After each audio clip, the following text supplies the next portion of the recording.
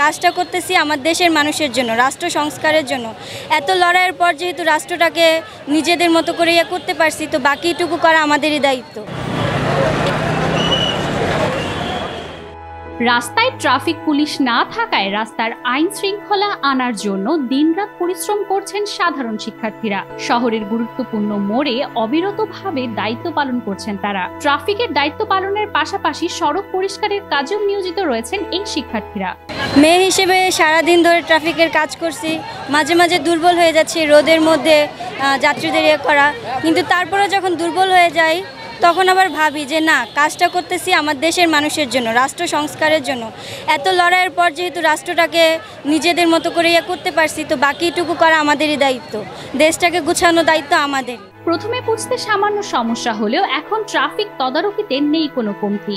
গাড়ির লাইসেন্সের মেয়াদ চেক থেকে শুরু করে হেলমেটবিহীন চলাচলে কোনো অজুহাত মানতে নারাজ এই ছাত্র সমাজ। বাস, প্রাইভেট কার, রিক্সা ও মোটর বাইক প্রতিটি যাচ্ছে লাইন মাফিক।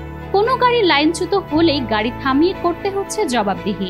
ওনার 2018 সালে লাইসেন্সের মেয়াদ চলে গেছে, এখন 2024 চলতেছে, 24-এর সম্ভবত আগস্ট চলতেছে। ওনারা বলছে, উনি বলে এতদিন করে নাই, টাকা হয় নাই। এই 5 বছরে কি ওনার কি টাকা হয় নাই হাতে যে লাইসেন্স করব? আমরা একটা সুস্পষ্টভাবে সুন্দরভাবে একটা কথা বলতে চাই যে আমরা 3-4 দিন যাবৎ যে মাঠে আছি, বৈষম্যবিরোধী ছাত্র আন্দোলনরত শিক্ষার্থীরা মাঠে আছে, একটা সুন্দর আলহামদুলিল্লাহ যে 3-4 দিন যাবৎ একজন মানুষও, পথশা শিশু একজন মানুষও সে মানে অ্যাক্সিডেন্ট যেটা বলা হয় অ্যাক্সিডেন্ট হচ্ছে না। দিন শেষে গরম, রোদ, বৃষ্টি উপেক্ষা করে রাষ্ট্রীয় সম্পদ ও রাষ্ট্র রক্ষার্থে কাজ করাই শিক্ষার্থীদের আবশ্যকীয় দায়িত্ব হয়ে উঠেছে।